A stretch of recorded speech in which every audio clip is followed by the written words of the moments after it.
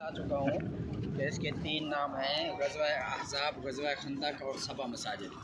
तो सबा मसाजिद के मुतालिक मैं आपको बता रहा था, उसकी हकीकत भी बताई है। जहाँ पर इस जंग के दौरान ख़ैमे लगे हुए थे, वहाँ पर बाद में मस्जिदें तामीर की गई हैं। ये जो पहाड़ हमारे ऊपर नज़र आता है, ये जबल सिला है, जबल सिला।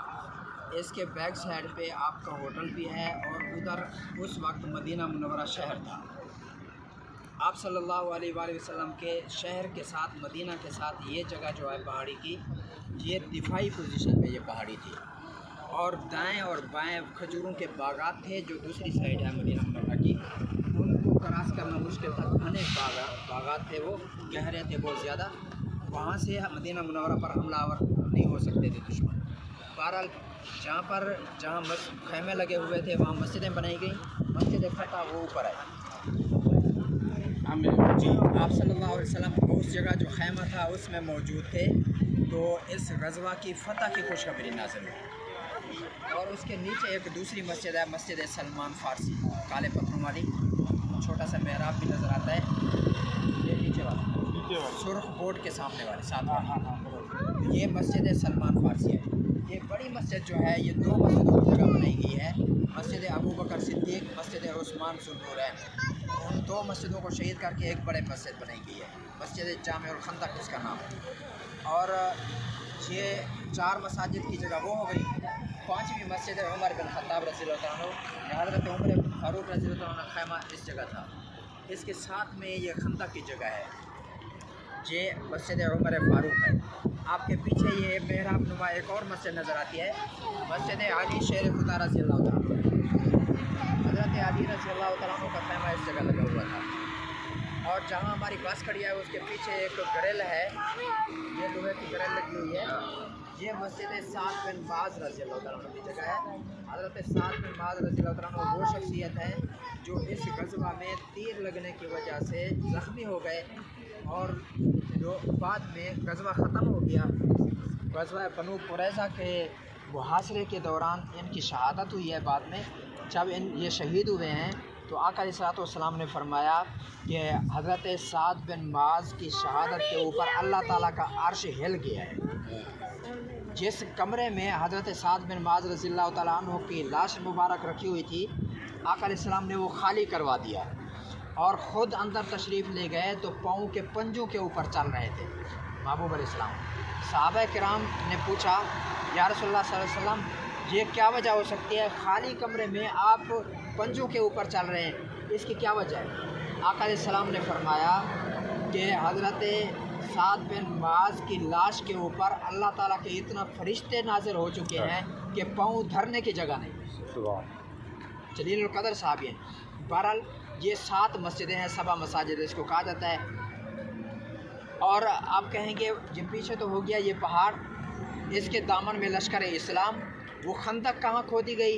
ये सामने जो सड़क दाएं बाएं नज़र आती है, जहाँ पर वो गाड़ी छोटी जब जा रही है, ये दाएं बाएं सड़क नज़र आती है। ये जगह वो खंदक की है जहाँ पर नहर खोदी गई, पीछे से शुरू होती थी, आगे ओहद के करीब तक जा पहुँचती है। ये लंबी खंदक खोदी हुई। अब काफिर मुसलमानों पर हमला करने के लिए आगे बढ़े तो ये इस खंदक के परली तरफ ये जो शहर है वहाँ पर ये जंगल था, बिल्कुल कोई शहर नहीं था यहाँ पे। तो काफिर जब आगे बढ़े, आगे नहर देखकर बड़े हैरान हो गए और गुस्से में आ गए, कहने लगे ये कौन सा तरीका है जंग करने का। तो गुस्से में आकर उन्होंने मुहासरा कर लिया। मदीना मुनव्वरा का मुहासरा यही था, लश्कर इस्लाम जहाँ था इन्हीं का मुहासरा हो गया। दूसरी तरफ से मदीना की तरफ वो नहीं जा सकते थे। 22 दिन तक मुहासरा जारी रहा। इस दौरान मुसलमान बहुत ज़्यादा परेशान भी हुए। इस परेशानी को कुरान मजीद ने बयान किया है, वइज़ ज़ाग़तिल अबसार व बलगतिल कुलूबुल हनाजिर। अल्लाह ताला फरमाते हैं, याद करो जब तुम्हारी आँखें पथरा रही थी। आँखों का पथरा जाना कब होता है? जब दुश्मन सर पे हो, आँखों के सामने अंधेरा छा जाए, जहन काम करना छोड़ दे, इतनी परेशानी के आलम में। दूसरा जुमला जो है इससे भी अजीब है, व बलगतिल कुलूबुल हनाजिर, परेशानी की वजह से तुम्हारे कलेजे मुँह को आ रहे थे, इतना परेशानी थी। आका अलैहिस्सलाम के पास सहाबा किराम है, या रसूलल्लाह सल्लल्लाहु अलैहि वसल्लम कम अज़ कम हमें कोई दुआ बता दें या आप दुआ फरमा दें कि इन काफरों से हमारा जी छूट जाए, जान छूट जाए। आका अलैहिस्सलाम ने मशहूर दुआ सिखाई, आज भी पढ़ी जाए तो मसले हल होते हैं, मुश्किलें हल होती हैं। अल्लाहुम्मा अस्तर औरातिना व आमिन रवातिना, फरमाया कि ऐ अल्लाह हमारे ऐबों पर पर्दा डाल दीजिए और हमारे इस खौफ को अमन में बदल दीजिए।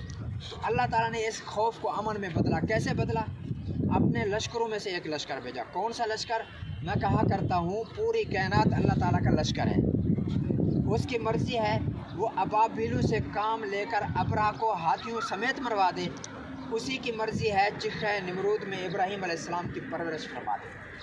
तो अल्लाह ताला ने हवा के लश्कर को भेजा। ये इतनी तुंद और तेज़ और तूफ़ानी हवा थी जिसने दुश्मन के खैमों को उखेड़ कर रख दिया, और बड़ी समझदार हवा भी थी कि मुसलमानों के खैमों को कुछ नहीं कहा। काफिरों के खैमों को उखेड़ दिया, मुसलमानों के खैमों को कुछ नहीं कहा। दुश्मन के खैमों को उखेड़ कर रख दिया, दुश्मन की हांडियों को चूलों से उलट कर रख दिया, और इस तेज़ हवा की वजह से उन दुश्मन की औरतों को बच्चों का होश न रहा और उनके मर्दों को औरतों का होश न रहा। दुश्मन तितर बितर होकर यहाँ से भाग खड़ा हुआ। आका अलैहिस्सलाम ने तारीख़ी जुमला फरमाया कि आज के बाद कोई काफिर लश्कर मदीना मुनव्वरा पर हमलावर नहीं हो सकेगा। 1400 साल तारीख गवाह इस बात की कि आज तक कोई काफिर लश्कर मदीना मुनव्वरा पर हमलावर नहीं हुआ, और क़यामत तक इंशाअल्लाह आपका मौजज़ा ये बाकी रहेगा, कोई काफिर यहाँ हमलावर नहीं हो सकेगा। ये खाका मैंने बता दिया ग़ज़वा अहज़ाब, ग़ज़वा खंदक, सबा मसाजिद के मुतालिक। अल्लाह ताला हमारा आना कबूल फरमाए।